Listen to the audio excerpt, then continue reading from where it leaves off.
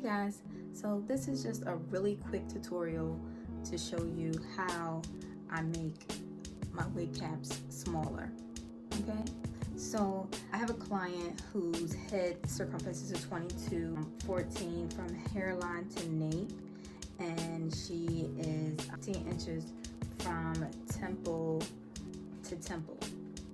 However, she has very thick hair, and the smaller size mesh dome caps, the regular size, I think it's going to be too small.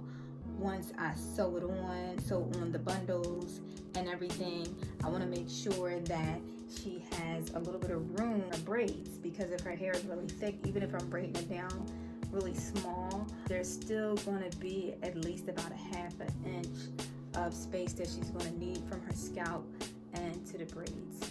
Okay, and especially back here, because even if I do the connected braid pattern, there's still going to be some fullness back here. So I don't think she's going to need this much room. This is an extra large cap. It's usually about a 23-inch circumference, but this one is on a 22-inch circumference wig cap. So I just want to take about a half an inch out, and I'm going to show you how I do that.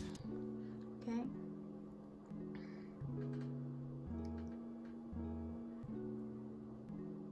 So the first thing I want to do is I'm going to stretch the material out in the cap a little bit, okay? And I'm going to fold it over about a half an inch, because this is, let's see how much room this is. This is a little too much room, because from the below her occipital lobe, it is about 2 inches.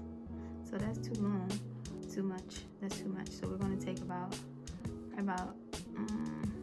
once we fold it over, we're going to take probably about an inch out. So once I sew it down and I extend it back out, she's going to have about an inch of room, and that's about how much I want her to have. Okay. So I'm going to extend this material out here. I'm going to turn it around so I can fold it over, and then I'm going to get some stick pins to hold it in place. I'm really only going to need about 2 stick pins.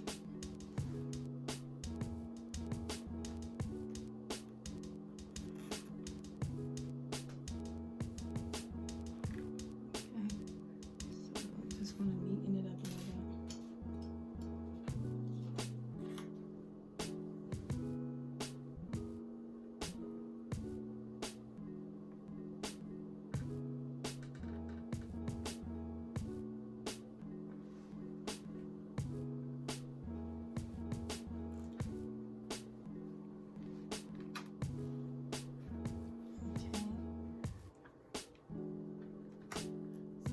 Okay, so I'm just going to go ahead, start my stitch, and I'm just sewing through the cap and the folded area,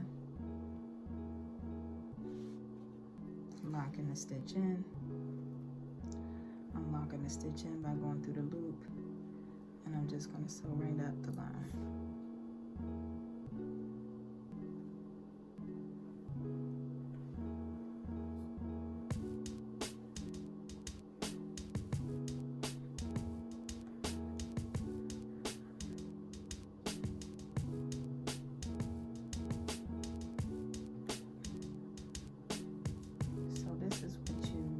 Do when you're using the mesh dome cap.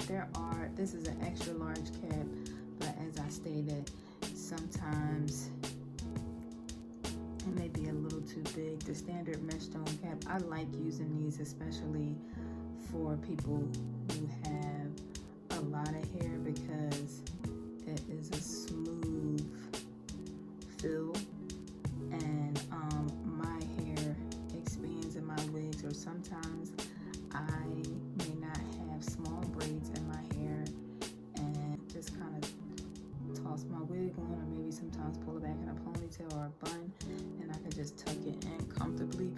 already a custom wig to my size. And I have just a little bit of room in there where it doesn't feel like it's going to slide off my head. Just some at the end. I'm just going to lock this stitch in once. Lock it in one more time.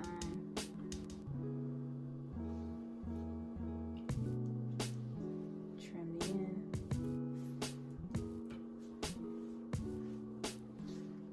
Remove the stick pins.